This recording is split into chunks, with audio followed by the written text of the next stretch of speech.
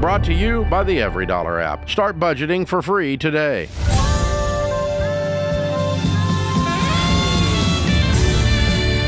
Live from the headquarters of Ramsey Solutions, this is The Ramsey Show, where we help people build wealth, do work that they love, and create actual amazing relationships. I'm Dave Ramsey, your host, #1 best-selling author, and Ramsey personality Ken Coleman is my co-host today as we answer your questions about your life and your money. The phone number is 888-825-5225. Merry Christmas, America. We're so glad you're with us. Brittany is going to start this segment in Charlotte, North Carolina. Hi, Brittany. How are you? Hi, I'm wonderful. How are you today? Better than I deserve. What's up? I've got a question for you. So my husband and I have started doing the baby steps. We have started our budget, and we are just trying to figure out where do we put this leftover money that we have at the end of the month. I have quite a few student loans, as well as our car payments. We have a credit card, and we have a $10,000 personal loan that my husband just had to take out because he had issues with his truck. So I'm just trying to figure out what's the best bang for our buck as far as this leftover money that we have at the end of the month. Okay. $10,000 worth of issues on a truck? Yeah. What in the world? What? So apparently the engine had some kind of issue, and it's a no manufacturer problem. Recall hasn't happened yet, but yeah, it's going to be give or take about $7,000 to $10,000 to fix it. Okay. Yeah. And you already took out the loan? Yes, he did. But the work hasn't been done? First. They are starting it and doing it now. Oh, okay. All right. Okay. So the first step to getting out of debt is quit borrowing more. That's why I was asking.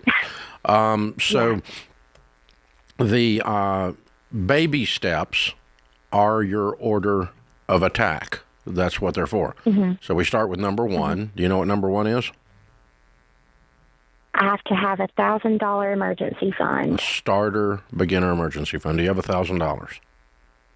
Yes, sir. Do you have more than $1,000? We have about $1,600 in our savings account right now. Good. Okay. So we're going to take $600 of that and any other money we can squeeze out of the budget, and we're going to apply it to baby step 2, which is the debt snowball. Does that sound familiar? Yes, sir, it does. Okay, and the debt snowball is where you list all of your debts, smallest to largest, except your home, pay minimum payments on everything but the little one, and attack the little one with a vengeance. Yes. What's your smallest debt? It's about, and I guess that's my biggest question is, within my student loan, it's a bunch of smaller little loans. Okay, what is your smallest debt? They're little debts. They're some small student loans. It's not by category, it's by debt. $2,000. What? It's a $2,000 student loan. Okay, good. So we're going to throw $600 out of savings at that and any other money we can throw at it and try to get that paid off in about a month here, right?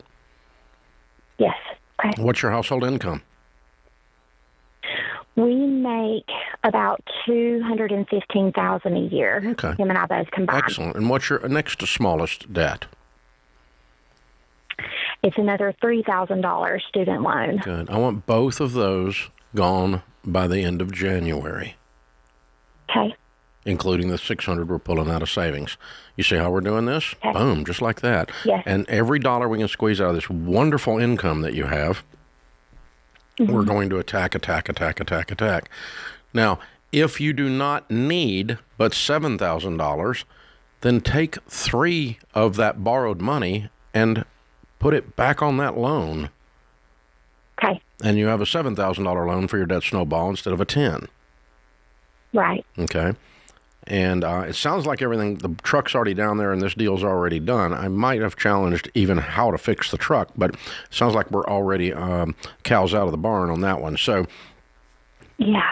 But good news is you have a fabulous income. What is the total of your debt? Well, not counting our home, Right. it is $125,000. Oh, excellent. If you live on beans and rice, you'll be out of debt in a year. That's the plan. Okay. I love it. And no eating out and no vacations and no more borrowing money. And we're going to attack this to the tune of about $10,000 a month. And we're going to be out of debt in 1 year. And that still leaves you $100 and something thousand to live on. Oh, darn. Mm-hmm. Wow. That's a pretty cool plan. That's how you do it. That's your order of attack. And then once that's gone, we go back to the $1,000 account. Baby step 3 is we raise it up to 3 to 6 months of expenses, a fully funded, proper emergency fund, because $1,000 is not enough. We all know that. And then once that's done, then you do baby steps 4, 5, and 6 simultaneously.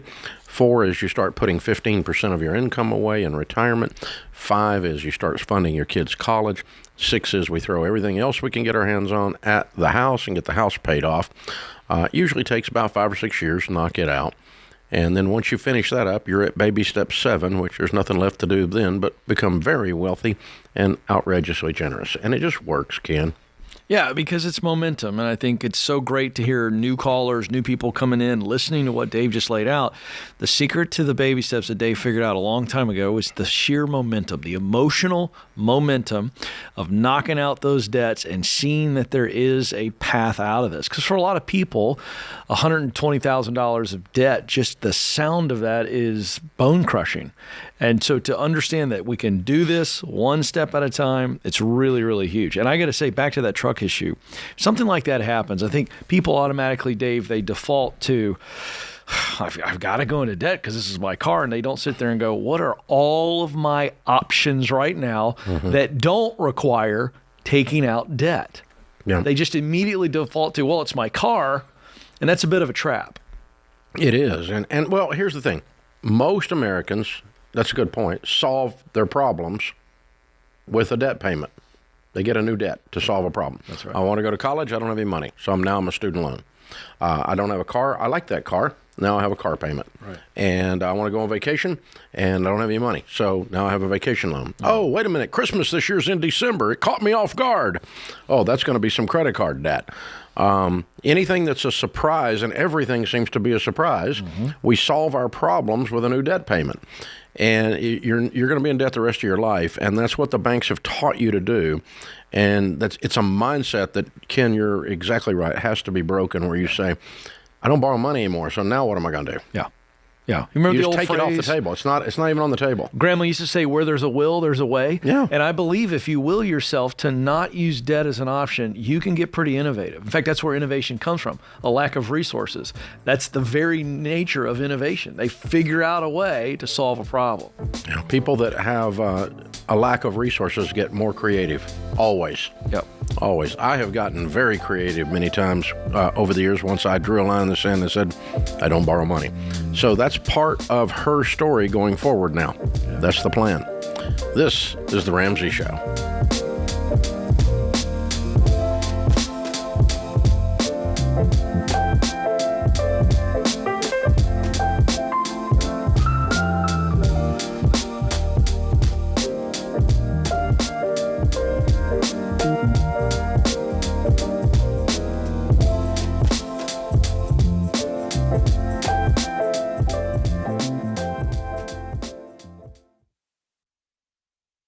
You know, one of the first things I discovered working in the financial world is how absolutely devastating it is when the breadwinner of a family dies and there's too little life insurance or none at all. Grieving families are suddenly left behind, scrambling to pay bills and trying to make ends meet.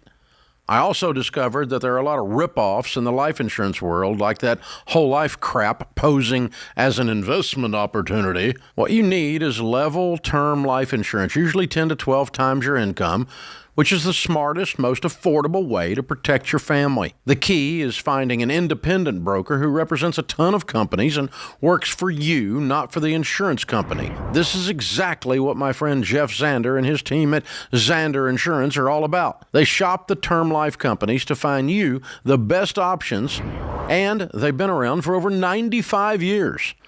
So you know they'll be there when you need them. Zander is the real deal. And that's why they've handled all my personal insurance for over 25 years. I trust them, and you can too. Visit Xander.com for instant online quotes, or for a more personal touch, give them a call at 800-356-4282.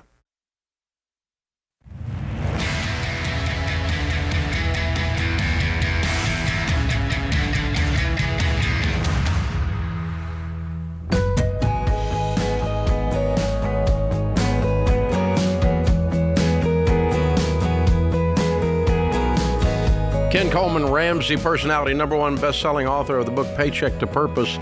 He's my co-host today. The phone number here is 888-825-5225. Ray in Houston, Texas. What's up, Ray? Hey, Dave. How are you? Better than I deserve. How can I help? Okay. So I am 27 years old, and I just finished just completed Chapter 7 bankruptcy, and I have no idea what to do next financially at all. I'm sorry. Wow. Are you working? Are you working? Yeah. So right now I'm just bartending. I'm still trying to find a job in my career field in the meantime. Which is what? What field is that? I have a degree in chemistry, so I was working as a lab assistant, but it was a contract based, and my contract wasn't renewed. So, what's the path, though? What's the ideal path that led you to a chemistry degree? Where do you want to be? I thought I just wanted to be a chemist. I'm not sure if that's still what I want to do at the moment. Well, I'm not worried about the moment, but I am trying to think about this long-term play, because now you're rebuilding your life. So is chemistry off the table, a career in chemistry off the table, or is it still on the table? It's still on the table. Still on the table. What's that income look like? What would be a top income in your field? Usually like around 70,000, 80,000. Okay. So, Ray, what happened? Why'd you file bankruptcy? I was married, and we divorced, and I also lost my contract job, so I just had a lot of debt, and I just stopped paying for everything, and I felt like there wasn't any other option to do except file Chapter 7. Okay. What was the debt? I had a car loan for about $35,000. It was about $15,000 in credit card debt, and my student loans, which is about $60,000. And they're not bankruptable. Well, I actually was able to get them discharged, actually. Oh, they're private. They're private student. They're private student loans then. Okay. Yes. Okay. Yeah. All right. Good. All right. So when I was 28, many years ago, I filed bankruptcy, Chapter 7. I lost everything, and I went through it. It was very painful, and a lot of shame that I had failed because I had, and it took some of my confidence away. And so the way I chose to react to that was to do an autopsy on my stupidity and say, what put me here? What are the things I believed that were obvious lies that put me here? You follow me? In other words, if you're going to go through that kind of crap, at least learn the lessons, right? At least pass the test. If this is a test, at least pass the test. So you never go back for those reasons. So you bought an education you couldn't afford, you bought a car you couldn't afford, and you had no savings. So when you went through a job loss and a divorce, everything came tumbling down because you had a lot of debt and no money. Does that sound right? That's correct. Yeah, that's the CSI on your deal. So how do we recover from that? Well, we do the opposite of that. We pile up cash and we have no debt. And that's what I've been doing now for 35 years. It worked, too, by the way. Good news. So next time you need a car, you pay cash for it or you don't buy it. The next time you need to take a class, you pay cash for it or you don't buy it. The next time you need to ... fill in the blank, stupid American thing we do, and don't do it unless you pay cash for it. And part of my written monthly budget for the rest of my life from age 30 to age 64 today has been the first line in my budget is giving. I'm a Christian and I tithe to my local church. That's the first thing that happens to money when it comes to us. The second thing that happens is savings. And then we eat. We're always going to give, and we're always going to save, and we're always going to eat. But we don't purchase crap while we've not been generous and while we've not saved money. These are basic principles, and they're kind of common sense if you think about it. But no one does them, Ray, and that's why most people are broke. This is how you recover, kiddo. And you do what Ken's talking about, and you start. Let's get your career in business. Okay, you're not you're not tending bar because it's what was your goal when you were 16 years old. You're tending bar because that's where you're hiding while you're recovering from these wounds of a lost job, a bankruptcy, and a divorce. You've had 3 major blows emotionally. So I want you to come out of the cave and go be who Ray's supposed to be, which is a chemist making $100,000 a year, or whatever it is you want to do. I don't care. But God made you to go do something. So let's get that figured out, because that's going to bring you in more money than you're making now, more satisfaction than you're making now. And then you can start saving and giving and avoiding debt going forward with a plan. Is that all that makes sense? It makes sense. Yeah. Ray, I just want to add that, Dave, I'm curious to know what you would say to this, having walked through this yourself. But Ray, I've got a friend of mine, he's a big fitness expert, and he says, exhaust the body, tame the mind.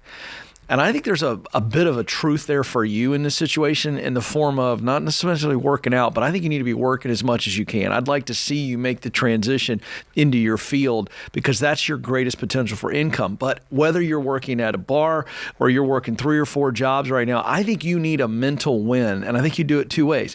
You're working so hard that you have nothing else going on and you're piling up cash, as Dave says, because I think you need the emotional win. And I think you need the mental win and not beat yourself up anymore. I think you need to see yourself establish that bank account and get it growing, and watch yourself get some momentum of putting cash in the bank, so that you convince yourself, I can actually do this. I'm not a moron. I'm not the only person that's ever gone bankrupt. Dave Ramsey has, and he's done well since. So I just think that would be my encouragement to you. Stay busy right now. Be as busy as you can, not to detach, but to grow from this and to exhaust your work body and your work mind, so that you can say, hey, I'm actually winning and I can build myself back up. I can come out of these ashes. That would be my recommendation. I think that's the best thing coming off of a big loss, because I think it's traumatic. Well, and what happens is you start getting some wins and it rebuilds your confidence. That's part of answering the question, how do I recover? That's it. Is you rebuild your confidence. I had to, and it worked. Amy is in Dallas. Hi, Amy. How are you? Good. How are you guys doing? Better than we deserve. What's up? Hi, I was just curious, is it up to the employer's discretion to allow or not allow a conversion from traditional 401k to Roth 401k? I've asked multiple times, and my answer has been they don't do it. If the the employer sets the rules of the 401k in place, some do not have a Roth option. Mine does. Mine does have both. So I've since done contributing to Roth, but I was hoping to. I mean, your company offers a Roth 401k and a regular 401k. Yes, sir. Then it is not up to the employer's discretion. They're telling you they won't let you do it? Correct. I'm like, huh. That's weird. Okay. It's not their money, and they have rules. Exactly. They have the place to put the rules in place. But and if they chose not to have a Roth option, they can do that for everyone. But they can't look at you and say, no, you can't do this. Is this a small employer? No, corporate America. Huge. You need to get above this idiot's head. Somebody in HR is making a huge mistake. No, they do not have the right to deny you If they're offering the plan to everyone, they're offering the plan to everyone. You can't say some employees can do this and some can't. It's not the way 401k rules work. So I think you got to dig into this and learn a little bit more. There's something weird here. This is the Ramsey Show.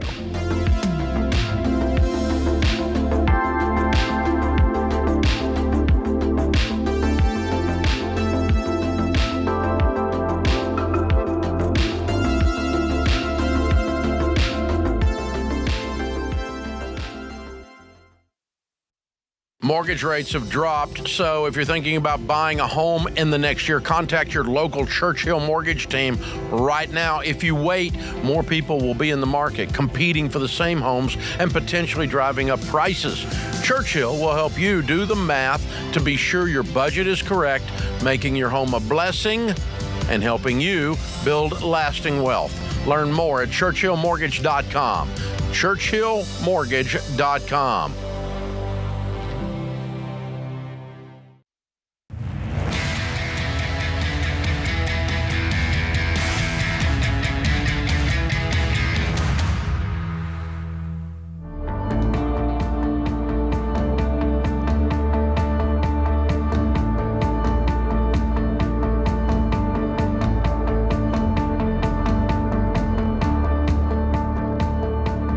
No one wins at anything big by accident. Winning is not an accidental thing. You have a great marriage, it's not an accidental thing. It's not a random lightning strike. If you have a fabulous career, you build wealth, it's not random.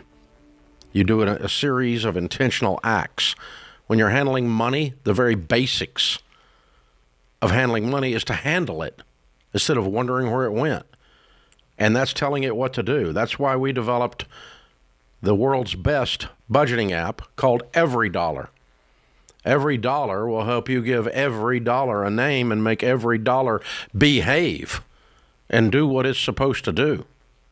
My friend John Maxwell says, a budget is people telling their money what to do instead of wondering where it went. My friend Zig Ziglar used to say, if you aim at nothing, you'll hit it every time. Most mediocre people aim at nothing, and then they're shocked that their life is mediocre in a category or in general. Winning is an intentional act. Aim at something. Do it on purpose. You can download Every Dollar, the budgeting app I'm talking about. 50 million people have. That's a lot. I wish all of them are using it. But wow, pretty cool. But download it for free in the App Store or at Google Play. Alex is in Atlanta. Hi, Alex. Welcome to the Ramsey Show. Hey, Dave. Thanks for having me. Sure, man. What's up? Hey, so I had a quick question. Might be a little complex, but my dad's been disabled my whole life, and he's had multiple heart attacks. My mom's been fighting with stage 3 cervical cancer. I want to know if it's honorable to go $1,000 into debt to be able to take my wife and kids down to go visit them and take them to Disneyland, and what my parents used to do with us when we were kids, so they can, I don't know when the next time we're all going to... Take your kids to Disneyland? Your parents? All of us. Oh. Your parents' health will allow a Disneyland trip? In a wheelchair, yeah. Disneyland or Disney World in Orlando? Disney World in Orlando. Where's Mom and Dad? He just got cleared to fly from California to Florida to visit my grandmother and my sister. She just had a baby, too. Mm-hmm. Okay. I'm just trying to... Yeah. So what's your household income, sir? I bring in anywhere from 80 to 120. Why can you not find $1,000? Dug myself a little hole before I had kids and bought more expensive cars than I should have, and I'm paying the price now. So you don't have $1,000? You make $120,000 a year. You don't have $1,000. I have $2,000 in savings and $2,000. Then take $1,000 and go to Florida. Okay. Why did you call me and ask me to borrow money when you have $2,000 in your savings account? Oh, I wasn't calling to borrow. I was calling just for some insight. No, you were saying, is it honorable to borrow money because my parents are sick and dying so I can spend some time with them before they leave this earth, and I have to borrow money to do it. But you don't have to borrow money to do it. Yeah. I was just trying to figure out if I should keep the $1,000 or $2,000 for. So let me frame this for you, okay? If you borrow $1,000, you're not borrowing it for your sick parents. You're borrowing it to put it in savings. Mm-hmm. Because same thing. Yeah. If you take $1,000 out of savings and you borrow $1,000 for this trip and put it back in savings, it's the same thing. Mm-hmm. So you're really not borrowing for the parents' trip. You've worked this whole drama thing up in your head. You're really borrowing so you don't have to deplete your little savings account. Mm-hmm. See the difference? Yeah. Now, what this is, if I'm you, is my wake-up call. It's time to do some different stuff, Alex. Agreed? Yeah. You make too much money to be this freaking broke. You work too hard to be this freaking broke, dude. Yeah. What's the depression from? You sound like you're walking around a mud hole. Just trying to figure out the way. I mean, I've read the books. I've read your books, and You have the energy of a hound dog in the sun. What's the deal, man? I mean, are you depressed? I think it's just hard watching your family suffer your whole life, and then and you're trying to prevent that from happening in your house, with your kids, and trying to make everybody happy, and trying to, be happy yourself too, and make all the right choices. Sounds like you're exhausted. Yeah. I think you're emotionally exhausted.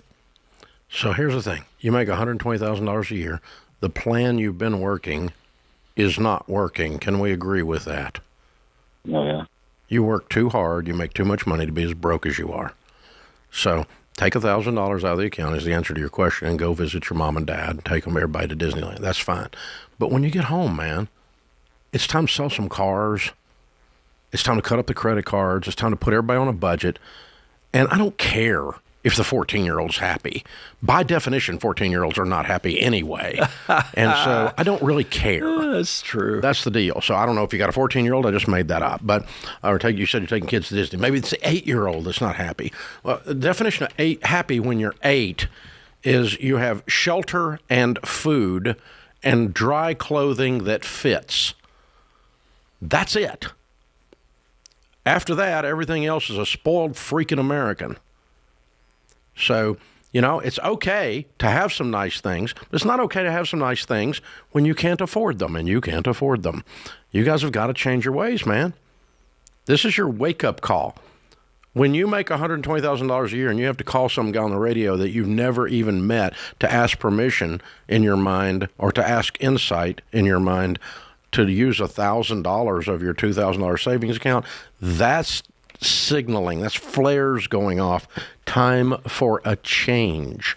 Time to do something different, dude.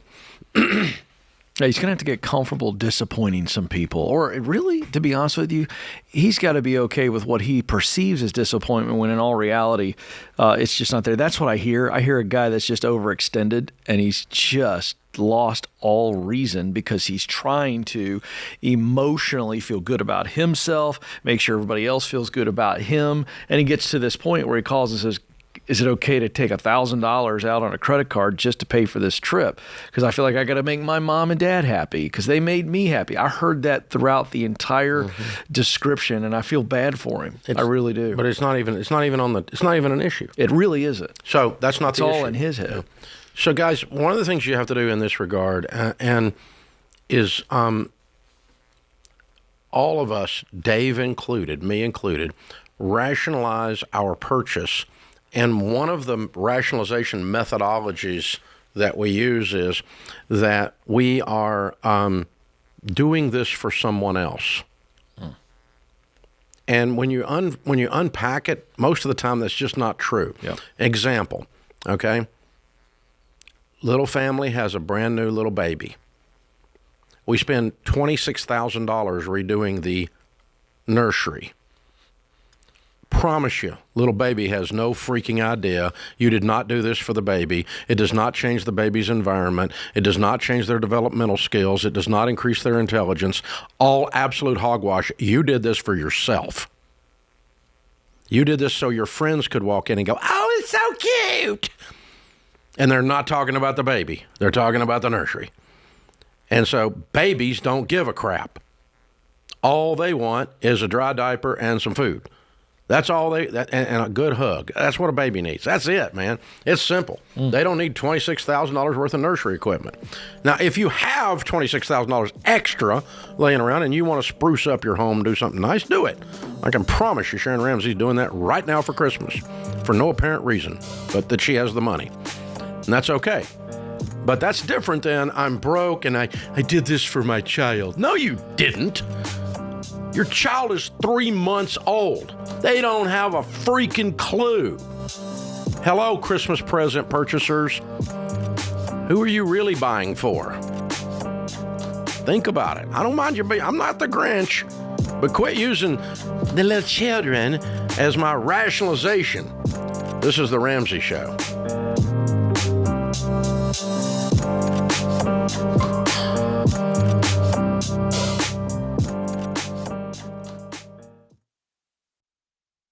Hey guys, it's Rachel Cruz. Just about everything costs more these days, and healthcare is no exception. So if you're looking at your healthcare options during open enrollment, be sure to check out Christian Healthcare Ministries. CHM is not health insurance. It's a biblically based health cost-sharing ministry that's helped hundreds of thousands of families just like yours with healthcare costs. CHM is affordable, aligns with your values, and gives you more options for your healthcare. And you can join at any time, including open enrollment. Find out more and join today at chministries.org/budget. That's chministries.org/budget.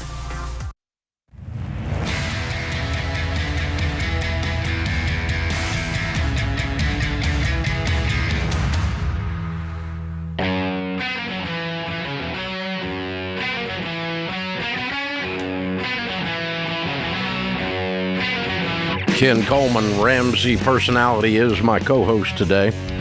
If you don't know, we have the Ramsey Network app that is free, 100%. There is no subscription anywhere around it.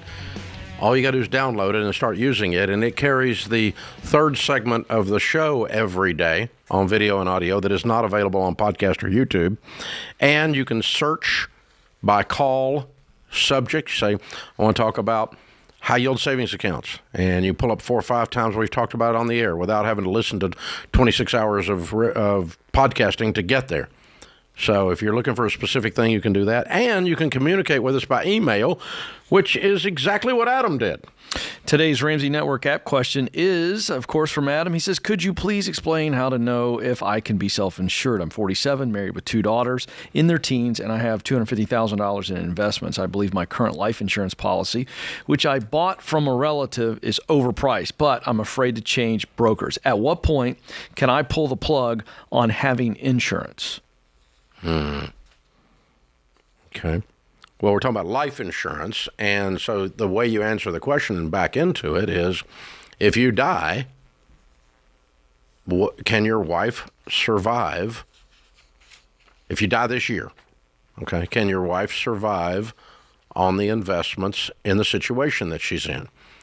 Generally speaking, we would tell folks to be self-insured. You would need to be 100% debt-free, house and everything, and the kids are grown and gone, and there's a substantial investment, and she could live off of the income that the investments create. So if she made 10% on $250,000, that'd be $25,000 a year, and she's got 2 teenage daughters. No, I don't think you're self-insured. Yeah, I agree. You got to replace your income. Now, if you make $60,000 a year and you have $1 million, well, the million will create, $80,000 to $100,000 a year in income for your wife without touching the million. And your kids are grown and gone, and your house is paid for. Well, your wife actually gets a raise if you die. Yeah, right. Then you're self-insured, right? And so if your investments will replace your income and or The fact that you're debt-free and or the kids are grown and gone, that puts you there. But, dude, you're not.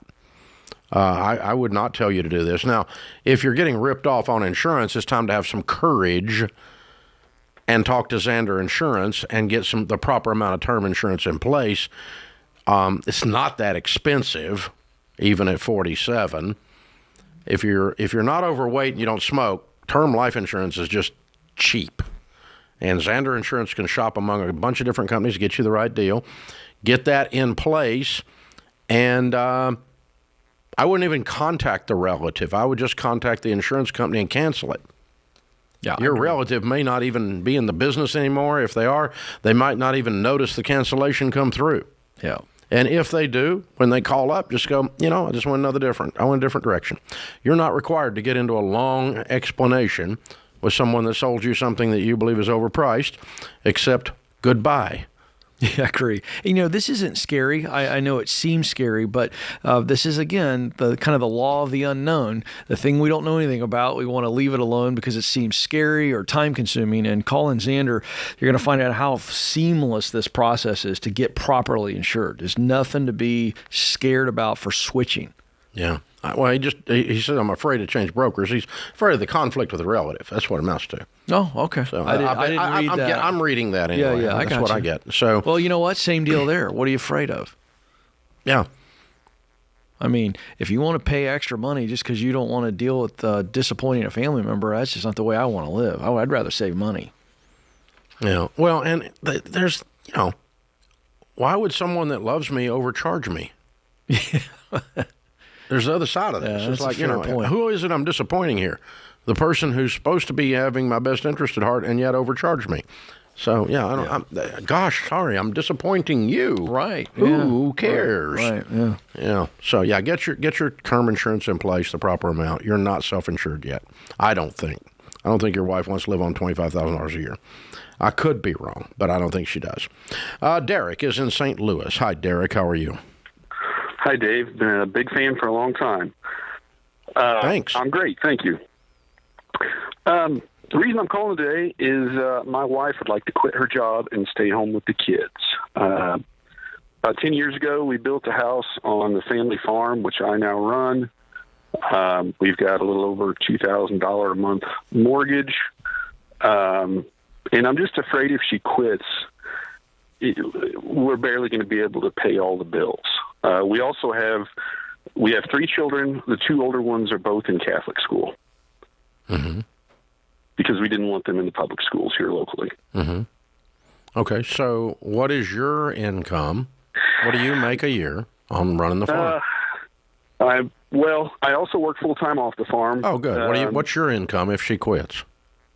So my take-home pay from the job is a little north of $100,000. It's about $5,200 a month take-home. That's wrong. Whoa. 100,000 is 8,300. You don't have 3,000 in withholding. Ooh, well, there's also 401k and health insurance. And okay, how much is going into 401k? 15% right now. And are you in baby step 4? You're out of debt, except the house? All but my car, which is a $5,000 loan. I drive it for work. That's the only. Yeah. And how much do you have in savings other than your 401k?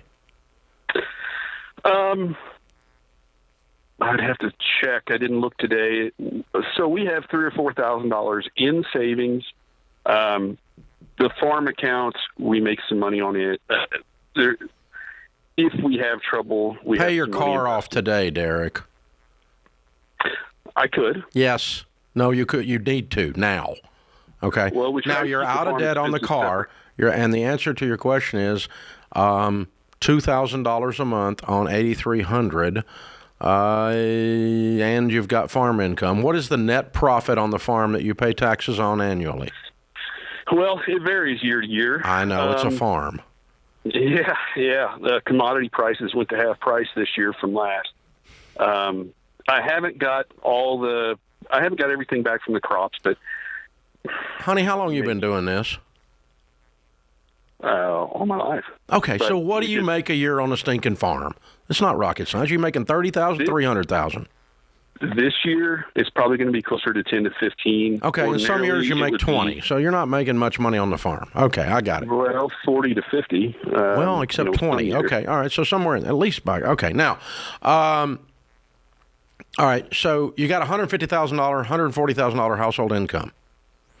So the question is, run a budget in detail. We have a budget. We keep a spreadsheet. Then run your budget as if she's not working and bank her check. Say that again. You mean Run a for budget. the next few months? Run a budget for the next 3 months as if she's not working and put her entire check in savings. Okay. If you can do that, she can come home. If you can't do that, what have we got to change so that she can come home? Is it Catholic school? Is it we move? What have we got to change? What's less important than her coming home? Both of those other things, the farm and the Catholic school, sounds very important to you. But maybe, I mean, one of these things may need to give. I don't know. For her to be able to come home. So, but if you simply, the math is, if you'll just practice living on your income, then, gosh, it's a no-brainer. She can come home. You don't have anything to be vaguely afraid about. You actually have done an analysis and have proven what we call proof texting the concept.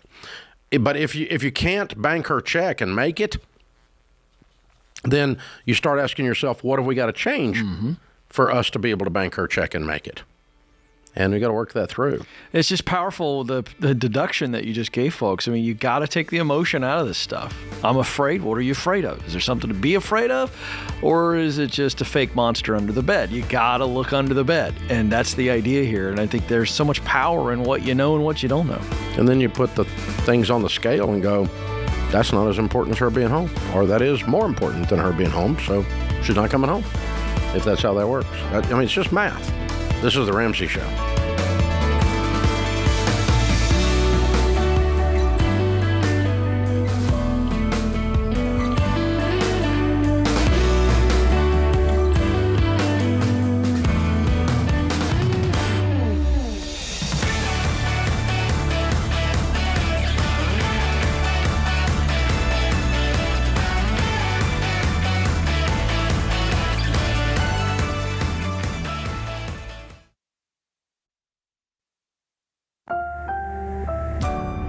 Brought to you by the EveryDollar app. Start budgeting for free today.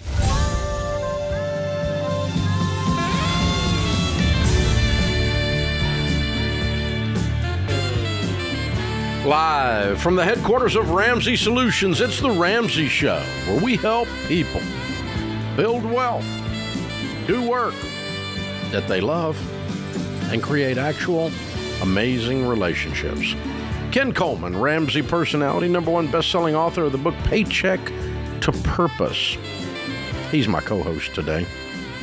Open phones here at 888-825-5225. Tyler's in Charlotte, North Carolina. Hi, Tyler. How are you? I'm good. How are you? Better than I deserve. What's up? So I run a realtor business with 5 agents and property management as well, and my attorney approached me about potentially partnering 50-50 on it, and I've been against that since I've got started for many reasons, but just kind of wanted to run it by y'all and see what y'all thought. Give us your top couple of reasons why you didn't want to do it. Just risky. You never truly know who you're working with. They could change their mind, down the road, or get greedy, get sick. I mean, many different options that could cause hassles in the future. Yeah. Our rule is the only ship won't sail is a partnership.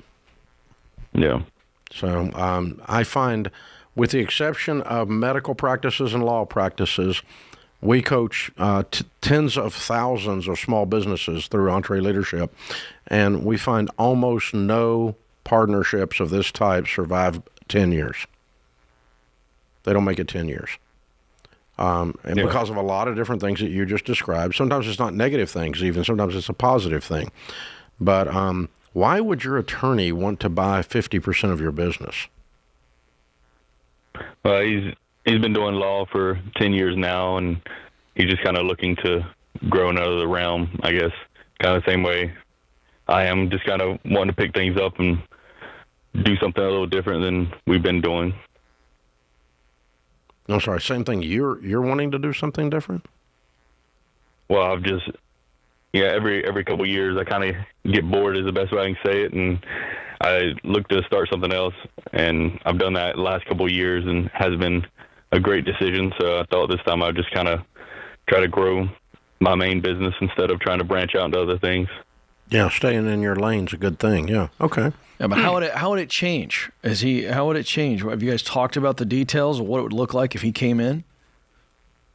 Yeah, I've been working with him for about 4 years. He's got a lot of obviously contacts, other lawyers and stuff like that in the area that he's merged his business with. And my main business is investors, and he knows a lot of them. He closes business deals and everything as well as regular real estate. So we'd be looking to separate ourselves from the overhead brokerage, kind of make the firm it's a standalone thing, get an office going, because I don't have a brick and mortar office yet, and he has one kind of available, and then just kind of merge into that. He would help with the law side. You mean you don't have a brick and mortar for this other thing? You have one for your real estate office? No, I don't have one because I'm. But you said you had 9 agents or 5 agents. I have 5. Yeah, I opened an office one time and it never really benefited us, and because I kind of started during COVID is when I got started, and we've just never ran out of an office. We've all in Tennessee. The principal broker has to have a location. Well, it's a brokered by business, so I have my firm. I'm brokered by an overhead brokerage. Oh, you're not the principal broker. I'm a broker in charge of this firm for property management purposes. Yeah. Principal broker in most states has to have a physical location. Okay. Hey. Okay. All that doesn't, to me, is simple. I would not go in partnership. I don't do partnerships. I don't mind doing a deal with someone, a singular deal, a one-off that has a set into it. That's more of a joint venture. And I don't do hardly any of those, but I would do that. But something that is an ongoing thing that does not have a set calendar to its expiration, a term to it, I would not do that. No. If he's got some investors and y'all want to work out some deals, where he gets a certain amount of legal work if he keeps spoon-feeding you investors and that kind of thing, a legal way to do the transfer on that's fine. But no, I don't. You don't need a wife. I mean, that's an attorney. No. I wouldn't do it. No, I think you guys are just bored. You need to back up and say, gosh, what can I do to make this thing exciting and go push something out there that's different and that gives you some energy again. But no,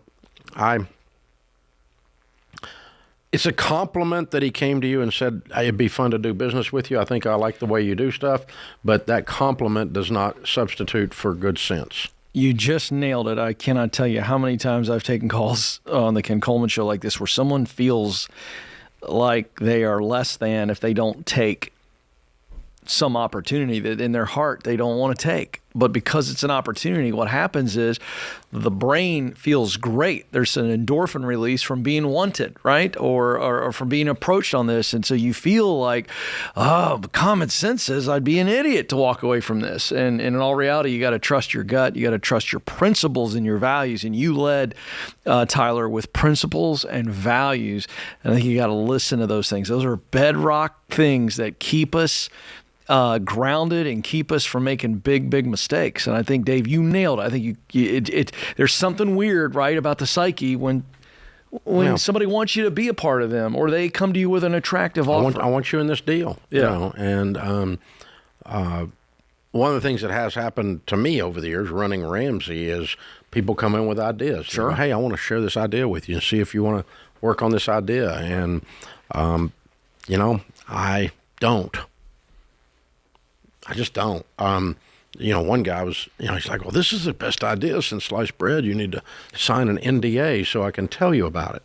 You sign a non-disclosure agreement so I can expose this wonderful idea to you. And I said, please don't tell me any more Because, dude, I get ideas in here like shovelfuls every day. Ideas are a dime a dozen. People who can actually get crap done, those are hard to find. Ideas, not hard to find. They're everywhere. People that execute and follow through with excellence and energy and enthusiasm, and those are a rare gem. You bring me one of those, I'll sign an NDA.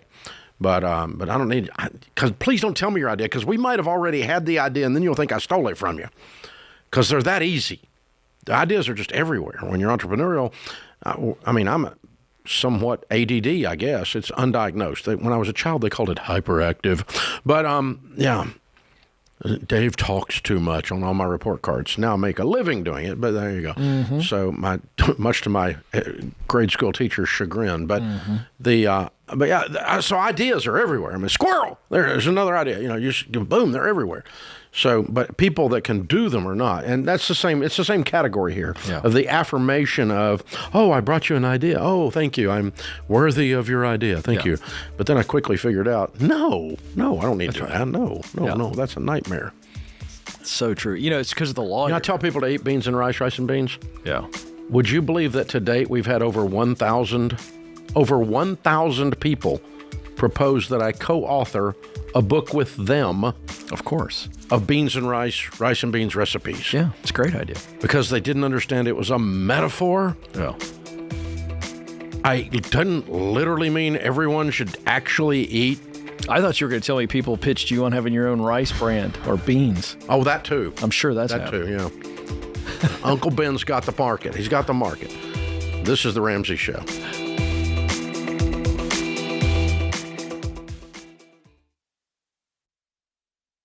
Hey, you guys, I'm not a fan of the big banks, and you probably already know which ones I mean. But I do like credit unions because they're nonprofit organizations that focus on their members. And I'm proud to endorse Fair Winds Credit Union because they share the Ramsey mission of helping people get out of debt and live generously. In fact, they design products to help keep you from going into debt in the first place.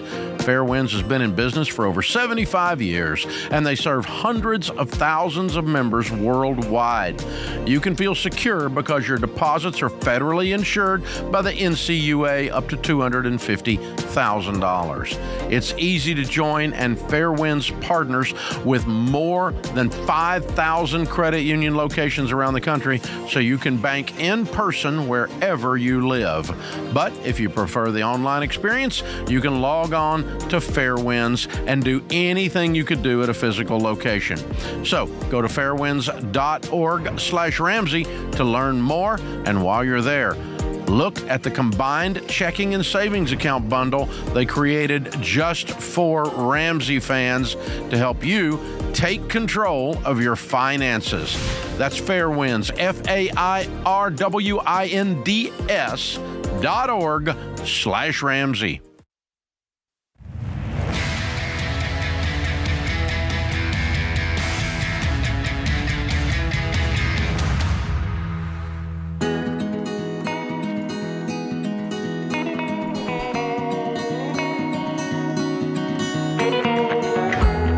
Ken Coleman, Ramsey personality, #1 best-selling author of the book Paycheck to Purpose, on sale at the RamseySolutions.com/store right now. One of the many books we have on sale that'll make a difference in someone's life. Check it out for Christmas.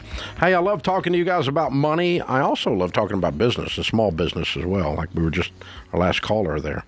If you didn't know, I host a podcast called the Entree Leadership Podcast. It's been on the air for many years since podcasts first started. I took it over. We had other folks at Ramsey doing it, but I took it over about 2 years ago and started taking calls from small business people with questions about business and leadership and so on every day, or not every day, but one day a week.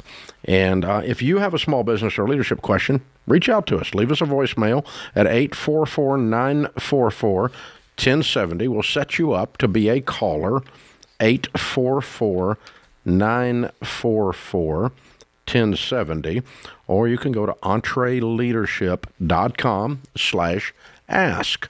Sterling in Austin, Texas. How are you, Sterling? I'm doing good. How about you? better than I deserve. What's up? So my wife and I are on baby step 2, and I was wondering, according to the baby steps, when should we purchase a house?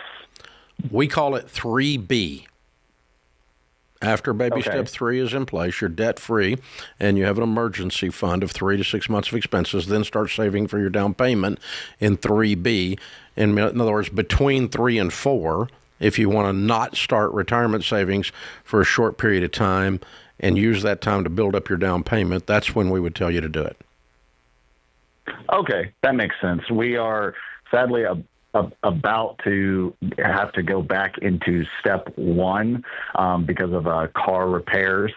But then after that, we're going to be back to step 2. And so we're thinking about the future and trying to, look at the market and see when, we can save up for a down payment. Yeah, we want to get you in that. That's perfect. So how much debt you got left, Sterling?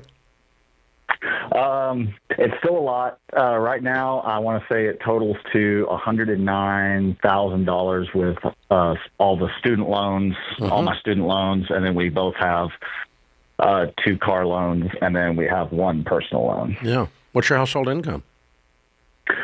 Together, we make about $120,000 a year after taxes. Cool. What's the most expensive car loan? That would be my truck at $26,000. Okay. All right. Cool. It sounds like you got a good plan.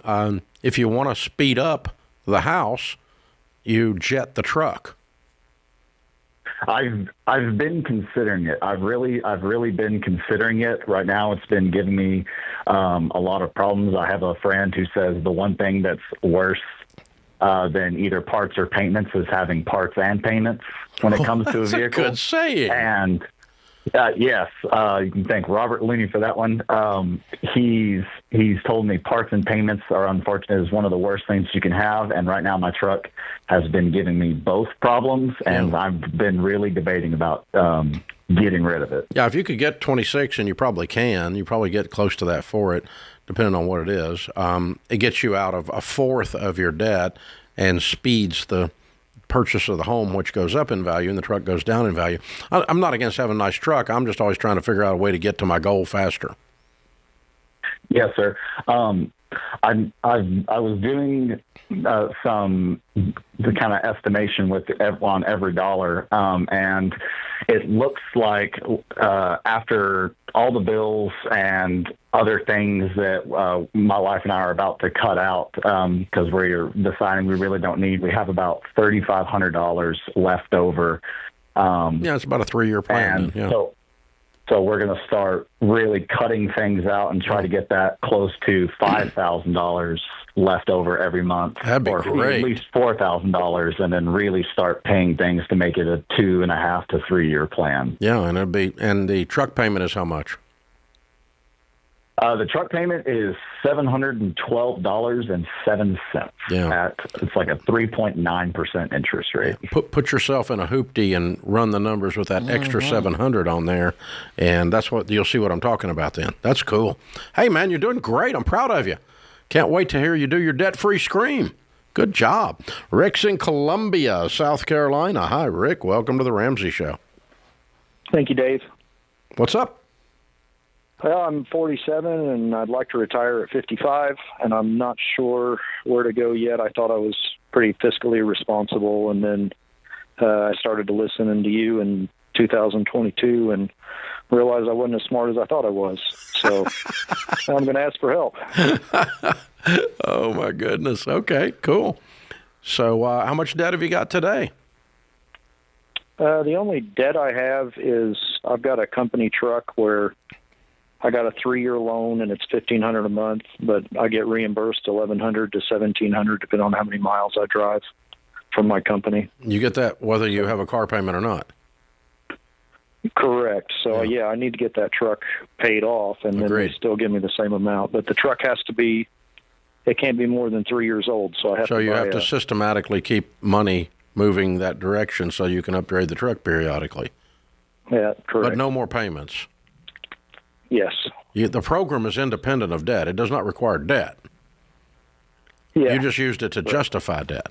So, Correct. okay, so we're going to clear that. Now, what's your nest egg looking like in your 401k? Well, I came out of a different position where I was in a pension program, and then April of 22, I started in with this 401k program, and I've got. This is the big question: is last year I started doing a Roth 401k. Good. And my tax advisor said that I should be doing a traditional 401k. You should and I fire didn't your tax understand that advisor. because you said, yeah. So I'm serious. It's a heart attack. They're trading a tax I've got deduction for tax-free 19,000. growth. This guy can't do math. That's what I thought too. So I kept doing the Roth 401k this year. And change tax advisors because I don't know what else he's doing that's dumb. Yeah. All I right. didn't Anyway, listen to him. so you don't have a lot there. So you're a long way from retiring in 7 years. Yeah, so I got 19,000 in the Roth 401k, Right. 67,000 in a traditional 401k, 18,000 in the HSA, and that's all since April 22. Good. Okay. Well, you're tracking. I mean, you're dumping a bunch of money in. What do you make? My base pay is 111,000, and then my bonus was 56,000 this year. Okay. You married? Yes, 3 kids, but my wife stays home with the kids, so Cool. it's just my income. Okay. Well, I mean, the beautiful thing about what you're doing is you're making all the right moves. I think the thing that'll help you is to, just do some calculations. You can use some of the calculators on our website. They'll help you, or in the EveryDollar app, either one, and start saying, okay, what will I have when I'm 55? What will I have when I'm 60, based on my current trend line, with the lump sum I have now plus the payments I'm putting in now, and that'll start to tell you, give you some comfort level as to where you're going to be. I don't think you're going to be mathematically able to live like anywhere near like you're living now at 55 years old with no work. So I think you're working a while. But that's not a bad thing, though. You need to be doing something. I'm 64. I work. So it's not the end of the world. Yeah, I would agree with that. I think the 55 is a little too aggressive. So now, double down, do your numbers, crunch, and go, okay, what is it really going to look like? And again, the data, Dave, just to back up what you said, the data is overwhelming for people who want to research it on what happens when you truly stop working. Now, financial retirement, in my mind, is different than just straight professional. I'm not doing anything any longer. I think that it's not good for the body, and it's definitely not good for the soul. Not good for the mind. It's a terrible thing to waste. Yeah, doing something. Yeah, having enough money to not have to work is different than just not working. That's what you're saying. 100%, yeah. Yeah, but either way, you can start to run your numbers out, and it'll give you some insights onto where you are. So that you're doing pretty good, Rick. Sounds like it. I'm going to get out of the truck debt, and I'm going to jack up on some of these other things, the investment side, and get this thing moving. This is The Ramsey Show.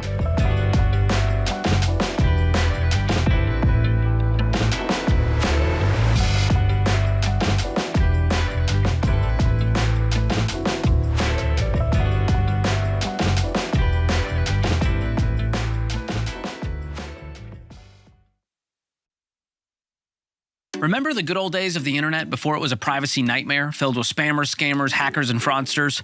Simpler times. Now, I don't have a time machine, but I do have the next best thing: Delete Me. Think of Delete Me as your online bodyguard, helping to protect you from the risks of online scams and data breaches. Here's how they do it. They scour the web to find and remove your data from these sketchy data broker websites, and this includes your name, your phone number, your email, your address, and more.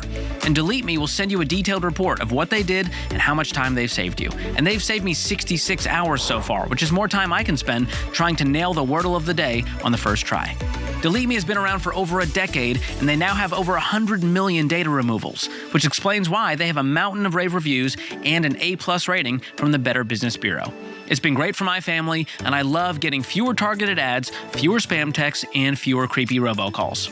So this holiday season, share peace of mind by gifting a Delete Me subscription to someone you love, or even just like. Their individual plans start at just $9 a month, and you can sign up today at joindeleteme.com/Ramsey for 20% off. That's joindeleteme.com/Ramsey.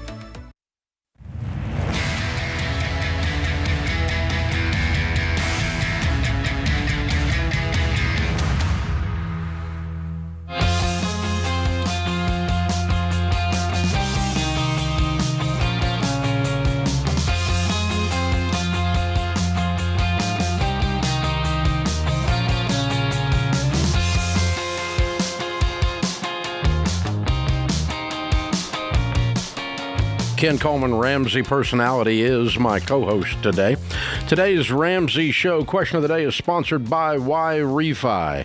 When you're trapped in a maze of defaulted private student loan debt, it's hard to find your way out, but Why Refi can offer you a lifeline with custom refinancing based on your ability to pay, and a lump sum payoff option you could qualify for after 24 months. Go to yrefi.com/Ramsey. That's the letter Y, REFY.com/Ramsey. Might not be in all states. Today's question comes from Nikki in Kansas. My husband has been at his current job for over 5 years. He has received yearly inflationary raises. A new manager position was recently created, and my husband considered applying for it. But before he could, it was given to another employee that has no previous experience in the role. This new manager now repeatedly asks my husband for advice and wants him to work extra hours and to cover his lack of competence. I think it's time for him to find a new job, but he wants to make it work here. His annual review is coming up. Should he mention the situation and bring up needing increased compensation or a path to growth? Well, Nikki, I when somebody has done me wrong, I found, Dave, that my wife, Stacy, has always taken it worse. I don't know if Sharon's that way or not, but it feels like this situation where your husband's griped a little bit about this, Nikki, and you've gotten really upset about it. And I would listen to your husband here. He wants to make it work. And based on the facts you've given us, he never raised his hand for the job.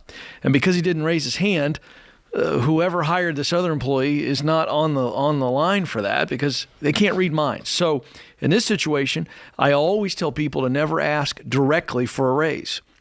I teach to talk about a growth plan after you talk about a desire to grow. In other words, I think in his annual review, he needs to sit down and say, hey, listen, I was thinking about raising my hand for this other position. I didn't. And that's on me.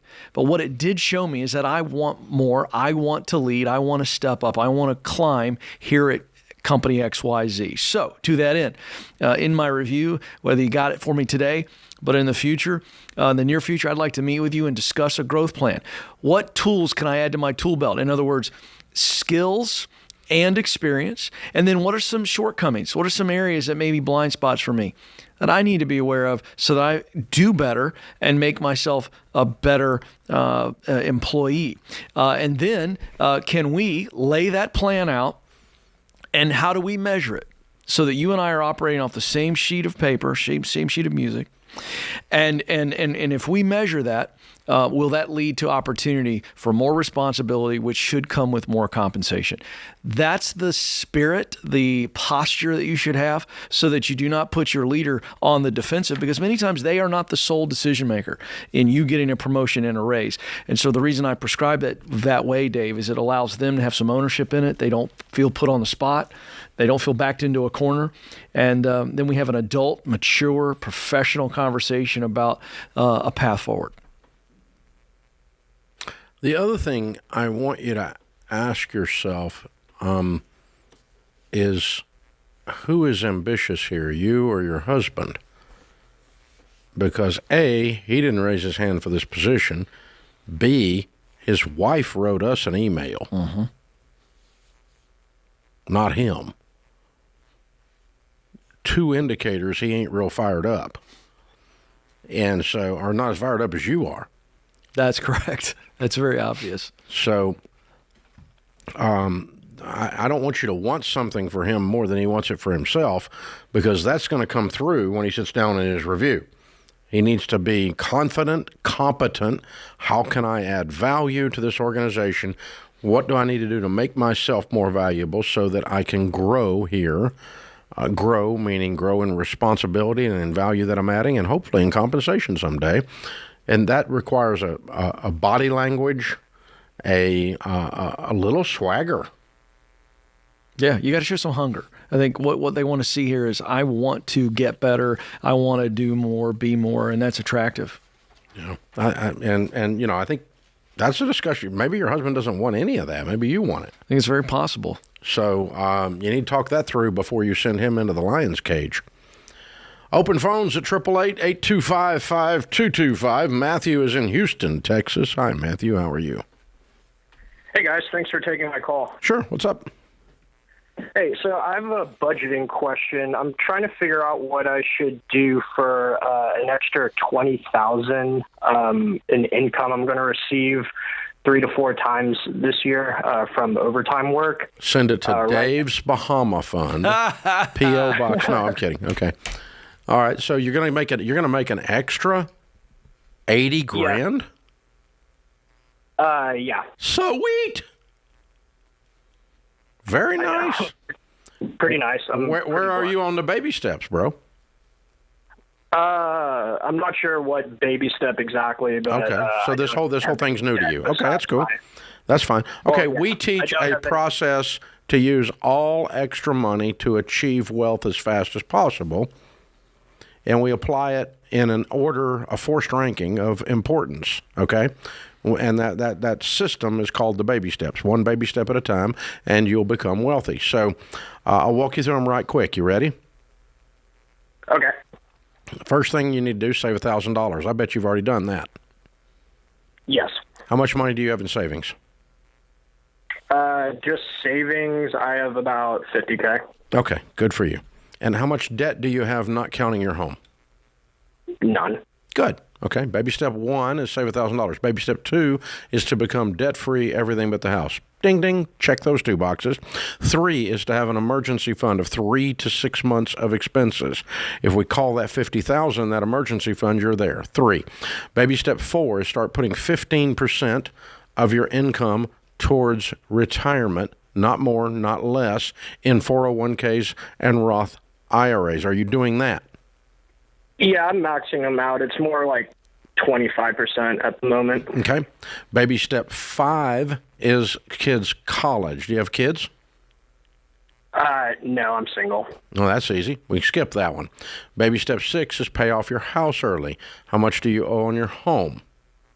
Yeah, I owe $200 on my home, and right now I'm putting an extra $400 a month towards the principal. Okay. And what do you make? What's your total income, sir?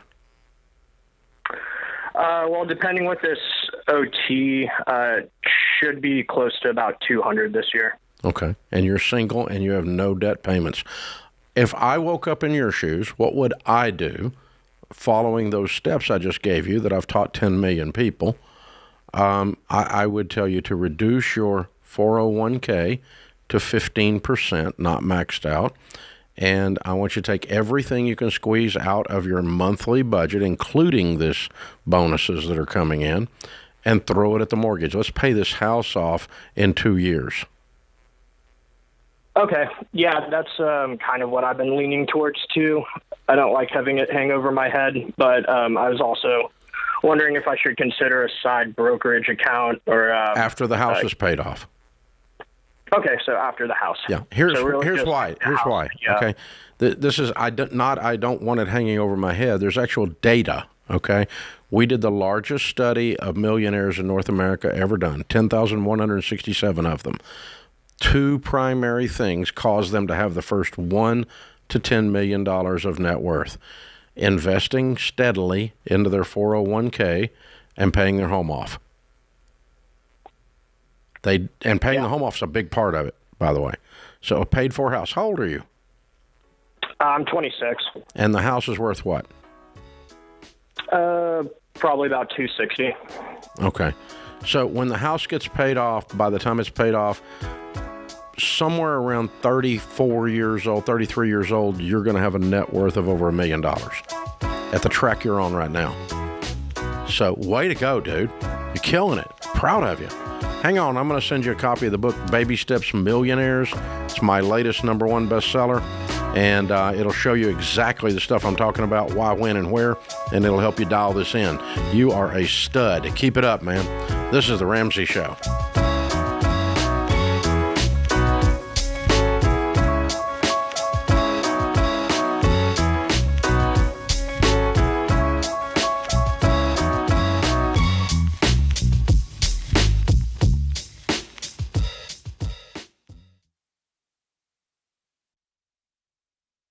You've been gazelle intense, you've eaten more beans and rice than you knew existed, and now you're ready to make your biggest investment better. Blinds.com is a great way to dress up a room or your entire home. Whether you're comfortable with do-it-yourself projects or you don't even know what a Phillips head screwdriver is, well, trust Blinds.com to take care of you like Ramsey would. You can do the measuring and installation yourself, or you can let Blinds.com's professionals handle everything for you. Blinds.com offers a completely hassle-free experience. Count on them to deliver stylish window treatments from premium brands without the premium markup. You'll never have to deal with pushy salespeople in your home just to get a quote. But you can count on free shipping, free samples, and a 100% satisfaction guarantee so that you can rest easy.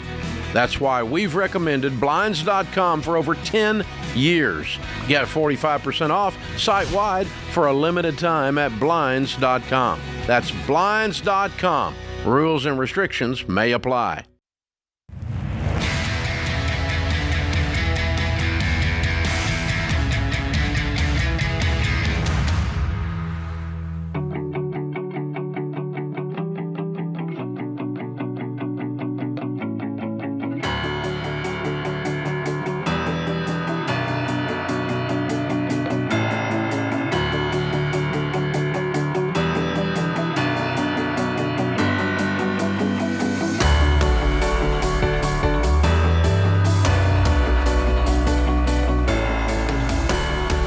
Thanks for joining us, America. We're glad you're here. Open phones at 888-825-5225. Well, it snuck up on you again. Christmas is here. Are you ready? Hey, whether you're shopping for yourself or you're looking for the perfect gift to help someone get their money in order, now is the time to shop and get up to 30% off our best-selling products, including Ken's book, Paycheck to Purpose, my book, the one I just mentioned, Baby Step Millionaires, or Total Money Makeover, Non-Anxious Life by our own Dr. John Deloney, Breaking Free from Broke, on sale by George Camel, Human Questions for Humans decks of cards, $12, RamseySolutions.com/store. By the way, the reminder, this is the last segment of the show on podcast and YouTube.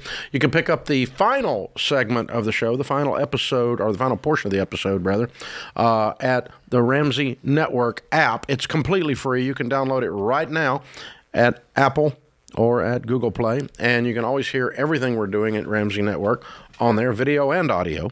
So be sure and jump over to the Ramsey Network app and pick up everything you need to know. Tammy is in Nashville. Hi, Tammy. Welcome to the Ramsey Show. What's up? Hey, thank you so much. Thanks for accepting my call and sharing your knowledge. Sure. I just have a quick question. My husband and I are actually wanting to buy a home, and he wants to do this shared mortgage. And he's trying to convince me that it's a great thing and that it's so wonderful, and it sounds very stupid to me. And so I would just like to know what you... it Don't does, hold back, yes, Tammy. sir. Tell us how you really feel. Well, so I wanted to know, what is this, and the negatives and the positives, if there is any positives. That's my question. Shared mortgage, negatives and positives, and is it a good thing? It is not a good thing. Your instinct is correct. You win the argument. Now let's talk about why. Praise the Lord. Yeah, let's talk about why. You have a good nose for stupid. And yes, sir. So you're like my wife in that regard. But so a shared appreciation mortgage is what we're talking about.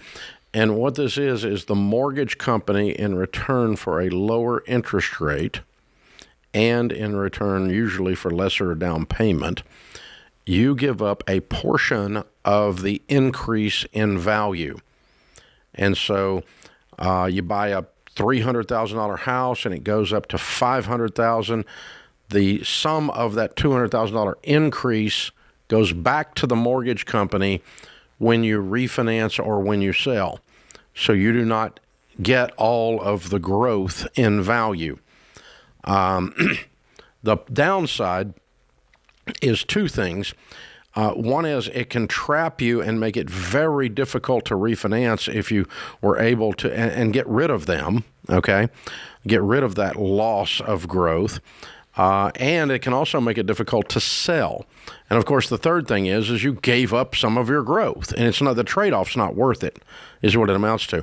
I don't know why he's being pulled into that. That's very strange, because the thing is, very, very few mortgages, very, very, very few people do this. I thought the program was actually dead until a few months ago. I heard somebody bring it up. I think somebody's out there promoting it or something, because I hadn't even heard of it in a long time. The first time I heard of it was back in the 90s. And, and in high interest rate environment, and so, interest rates were really high, and people were trying to get the rate down by giving up some of their future appreciation. So, Tammy, kind of think of it this way. Have you heard these things with some of the student loan things where you can go to a certain college and you don't pay as much to go to the college, but you give up some of your income to that college? No, I've never heard of that. Same deal, same kind of a thing here. You're selling off your future for a little bit better deal in the present, and that's never a good trade. Saying that, I'm sorry. So you're saying that once, if you ever decide to sell, or if you ever decide to whatever, you have to give them a portion of the value? Yeah, of the increase in value, yes. So if you bought a $300,000 house and it went up in value to $500,000, and you had a 20% shared appreciation as an example, then you would give up 20% of that $200,000 growth, or about $40,000 when you refinance to get rid of that mortgage. And by the way, if you wanted to just pay it off, if you started making a lot of money and you were working the Ramsey plan, you wanted to pay it off, you got to pay off that appreciation that you owe them too, not just the loan balance. Oh. So, well, here's the idiotic thing to me is we have $400,000 or whatever in cash, liquid. We could just buy the home. But he doesn't want to do that. He wants to go to the bank because in his mind he's keeping his money and making some money from the bank. And I'm like, why would the bank do that? That makes no sense to me. Well, the bank did it because it's good for the bank. But it's not, your husband's wrong. Exactly. You're right. Pay cash for your house. You have the money. You are exactly right. That's what I told him. He needs to listen to his wife. In his mind, amen. In his mind, he's thinking he's keeping this money for somehow in his possession or something. And I'm like, but I don't understand why we need to go through the bank and loan the bank our money to get a mortgage through the bank. Here, let's try a couple things, okay? Number one, you could say this. Let's pay cash for the house.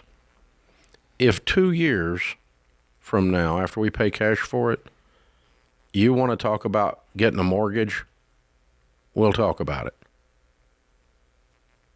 You know how hard it is for somebody emotionally to put a mortgage on a paid-for house? He'll never do it. Okay. So try it, honey. Try it my way. Pay cash for it for 2 years, and then we'll talk about it. So that's thing number one. Okay. Thing number two, all right? We did the largest study of millionaires ever done in North America. I say this all the time because we did. We studied 10,000 plus millionaires. The number of millionaires that's out of 10,000 of them that said we became a millionaire by borrowing money on our home so that we could invest, what your husband's talking about. The number of millionaires that said they did that out of 10,000 was 0. Okay. So the data says, the facts are that your husband's theory is wrong. Okay? Okay. One last thing, and I'm gonna keep throwing stuff at him and at you too. But here's the thing.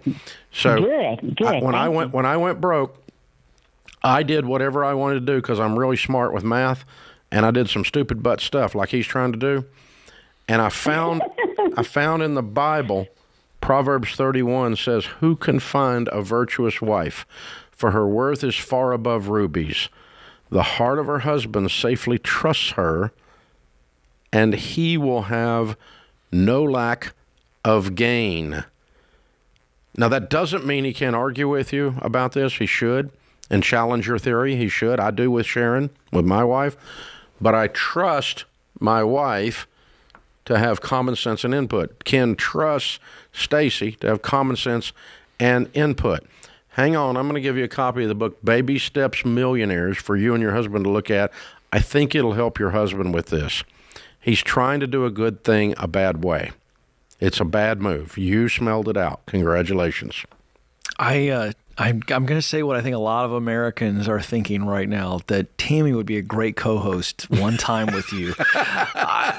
Were you not thinking that, James? I mean, was she let off with stupid with the same passion that Dave says it? I thought Tammy, America would love Tammy. I love Tammy. She's a treasure. I just wanted to say that. I think that was one of my favorite calls that I've ever heard, because she's on it. She makes no mistakes about what she thinks, and I love her. I think she's great. I don't think communication is a problem in their home. No, you and Tammy co-coaching someone would melt the internet. It would melt YouTube. Picture Dave fired up and Tammy a little fired up. It would be great radio. Oh, you're that's awesome, fun. Tammy. Very fun. You're amazing, lady. Well done. This is The Ramsey Show.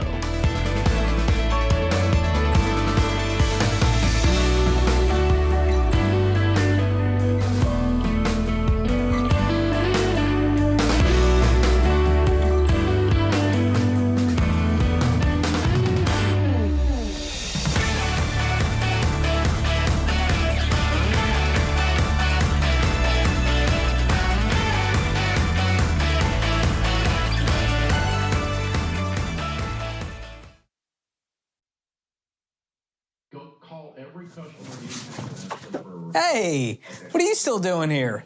You know the rest of the show's happening on the Ramsey Network app, right? So you got to jump over there to continue watching. You can download it for free. Just go to your app store, type in Ramsey Network. It's completely free, and I'll drop a link in the show notes to make it easy for you. So if you're watching on the app, you're in luck. But if you're watching anywhere else, this show is over for you. So jump onto the app and let the fun continue.